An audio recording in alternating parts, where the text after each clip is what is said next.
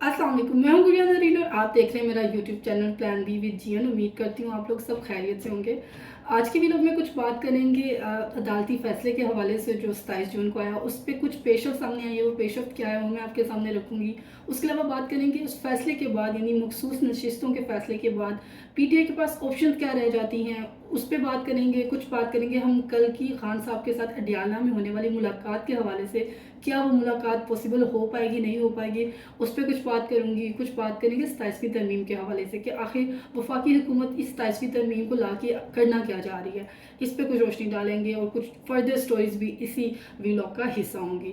बात की जाए अदालती फैसले के हवाले से तो 27 जून को मखसूस नशिस्तों का जो नजरसानी केस था, उस पर फैसला जो है वो दीगर जमातों के हक में और पीटीआई के मुखालिफ आया। यानी पीटीआई से मखसूस जो नशिस्तें हैं वो उनसे जो है उनके हाथ से चली गई हैं, उनके हिस्से में नहीं आई हैं। लेकिन साथ ही ये भी कह दिया गया कि वो नशिस्तें जो है दीगर जमातें यानी पीपल्स पार्टी, नून लीग और दीगर यानी JUIFA में जो है तकसीम हो जाएंगी। अब लीगली कैसे ये पॉसिबल है कि चले माना कि पीटीआई की जानिब से कुछ लूप होल होंगे इस केस में, जिसकी वजह से उनको ये नशिस्तें नहीं मिली, उनकी जानिब से कुछ थे ऐसे स्टेप जो उन्होंने जिस पे काम नहीं किया या उस तरह से प्रेजेंट नहीं कर पाई अपने केस को, लेकिन एक को नहीं मिला लेकिन बाकी सबको मिल जाना चाहिए। ये कानूनी तौर पे कहाँ पे लिखा है, ये किस तरह से उस तरह इसका रास्ता निकलता है। मतलब हम आधी बात पे बात कर रहे हैं, आधी पे बात ही नहीं हो रही कि अगर पीटीआई को नहीं मिली तो इसका मतलब ये नहीं हो जाता कि बाकी जमातों को मिल जाएगी।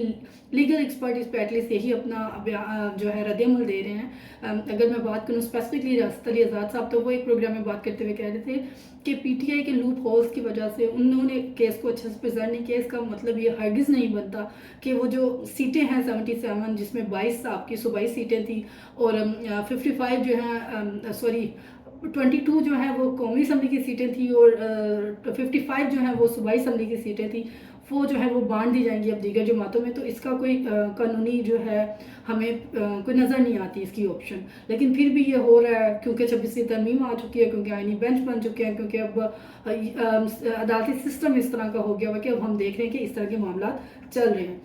अब यहाँ सवाल उठे हैं कि पीटीआई के पास ऑप्शंस रह क्या जाती हैं इस फैसले के आने के बाद। क्या तहरीक इंसाफ इस असम्बलियाँ जो हैं वो उससे इस्तीफ़ा दे देगी असम्बलियों से, या उन्हें तहलील कर देगी, या फिर अदालतों का बाइकआउट करेगी, क्या करेगी। जिसमें एक अगर बात की जाए अदालतों के बाइकआउट के हवाले से, तो वो लग नहीं रहा कि वो अदालती बाइकआउट करेगी, क्योंकि अभी भी पीटीआई के बहुत से जो लीडरान है, क़यादत है, उनकी जानिब से ये कहा जा रहा है कि हम तमाम फोरम्स इस्तेमाल करेंगे लीगल जितने भी हो सके, तो लेकिन इस फैसले को चैलेंज करेंगे और अपने लिए जो है चीज़ें आसान करेंगे, बेहतर करेंगे। लेकिन ये कैसे होगा और ऐसे कौन से फॉरम्स हैं जिसको यूज़ करके आप अपने लिए ये नशिस्तें जो है वापस इससे ले सकते हैं या दीगर मामला अपने दुरुस्त कर सकते हैं। क्योंकि अगर बात करूँ इस हवाले से, तो ऑलरेडी आपके पास जो फॉर्म्स थे उनको आपने ठीक से यूटिलाइज नहीं किया, तो अब आप ये कैसे तवक्को कर रहे हैं कि आपके लिए कुछ आसानी रखी होगी किसी भी फोरम पे जिस पे आप अपनी चीज़ों को ठीक कर सके। अब तो मामला बहुत आगे गुजर चुके हैं। मुझे लगता है कि जो पानी है तहरीक इंसाफ के सर से ऊपर जा चुका है। अब कुछ भी चीज़ें इनके हाथ में नहीं रही हैं। इवन लीगल टीम, इतनी बड़ी लीगल टीम होने के बावजूद, पीटीआई की वकला की इतनी बड़ी टीम होने के बावजूद, वो इनके लिए कोई किसी किस्म का रिलीफ जो है निकाल नहीं पाए हैं।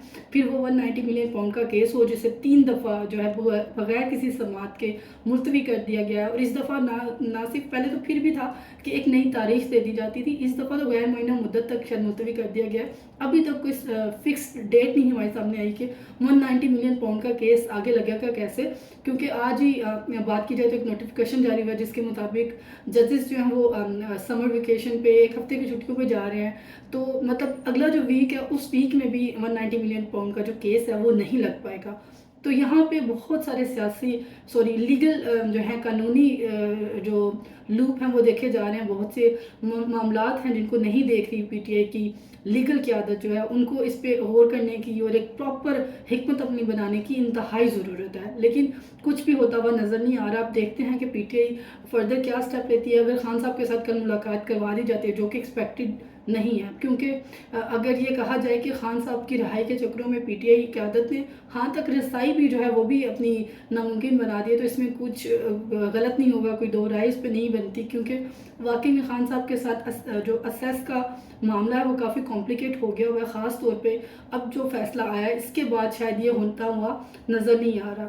अब देखेंगे कल तक क्या इस पे अपडेट आती है, क्या खान साहब के साथ मुलाकात हो जाती है उनकी क़यादत की या नहीं होती, या फिर सिर्फ हमेशा की तरह बैरिस्टर सैफ और फैसल फरीद चौधरी साहब जैसे लोग ही उनसे जाके जैसे से मुराद ये नहीं कि मैं उनको खुदा ना खासा कुछ बुरा नहीं कह रही हूँ, लेकिन आई वांट टू से कि ये 2-4 लोग ऐसे हैं स्पेसिफिकली जिन्हें खान साहब के साथ हर बार मुलाकात का मौका चांस मिल जाता है, लेकिन उनकी अहले खाना को दिगर वकला जैसे सलमान अकरम राजा साहब हो गए, नियाज़ुल्लाह नियाज़ी साहब हो गए, तैमूर सलीम जगड़ा साहब हो गए, मुजम्मिल असलम अली मीन गंडापुर, ये काफ़ी सारे नाम हैं जो मिलना चाह रहे हैं।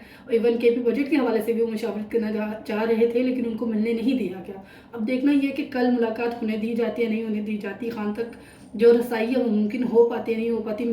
मेरी जितनी इस वक्त सोच समझ है, मुझे लगता है कि खान साहब की रिहाई के चक्करों में पीटीआई काफ़ी हद तक उन तक रसाई जो है उसको भी खो चुकी है, और चीज़ें जो हैं 2025 में एटलीस्ट तहरीक इंसाफ के लिए बेहतर होती हुई नज़र नहीं आ रही। This is really unfortunate. अगर मेरिट की बेस पे बात की जाए, लीगल तरीक़ों से, कानूनी कार्रवाई के हवाले से देखा जाए, तो मामला बहुत बेहतर हो सकते हैं तहरीक इंसाफ के लिए, लेकिन शायद तहरीक इंसाफ का अपना ही, उसकी जो क़यादत जो जेल से बाहर है, उनका अपना ही फोकस कुछ और है। उनका फोकस ये है ही नहीं है कि खान साहब को रिहाई कैसे दिलानी है, इसलिए रिहाई क्या वो रसाई से भी महरूम होते हुए नज़र आ रहे हैं।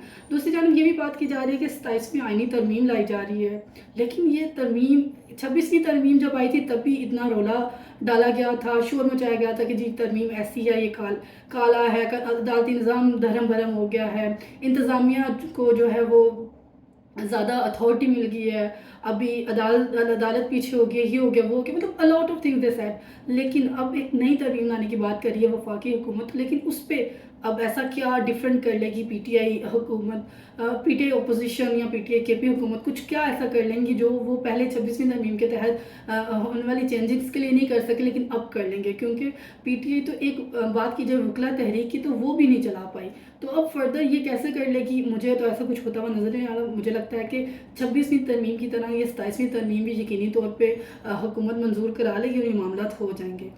अगर फर्दर बात की जाए पीपल्स पार्टी के हवाले से, तो पीपल्स पार्टी में एक तो नए से नए चेहरे शमूलियत अख्तियार कर रहे हैं, दूसरी जानिब ये भी खबर आ रही है कि पीपल्स पार्टी वफाकी हुकूमत में शामिल होने जा रही है। वो किस तरह से, क्योंकि खबर दी जा रही है कि पीपल्स पार्टी वालों को, वो लोग जो पावर में एक्चुअल में हैं, जिनके हवाले से इशारतन बात की जाती है, नाम नहीं लिया जाता, मैं भी नहीं लूँगी, तो कहा यह जा रहा है कि उनके मनाने पे पीपल्स पार्टी मान गई है और अब वो वफाकी हुकूमत का हिस्सा होगी, और बहुत जल्द ये नाम भी सामने आ जाएंगे कि कौन से ऐसे लोग हैं जो वफाकी हुकूमत का पीपल्स पार्टी की जानिब से हिस्सा होंगे।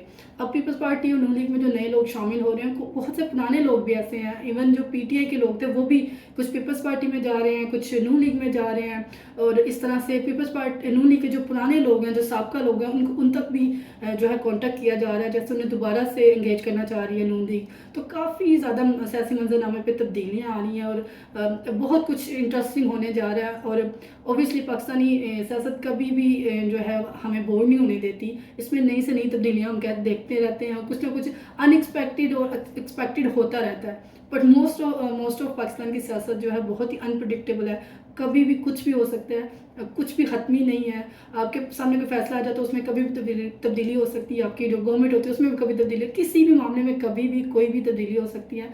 यानी पाकिस्तानी सियासत अनप्रडिक्टेबल थी, है, और मुझे लगता है ये इसी तरह सिलसिला चलता रहेगा। ये आज के लिए टोटल मेरे पास खबरें थी जो मैंने सोचा आपके साथ शेयर करूं। उम्मीद करती हूँ आप लोग को पसंद आई होंगी। मैं शायद थोड़ा ज़्यादा फास्ट बोलती हूँ, अगर ऐसा है तो मुझे बताइएगा, मैं उसको थोड़ा स्लो करने की कोशिश करूँगी। And thank you so much for all your support. Thank you for watching this video. अल्लाह हाफिज़।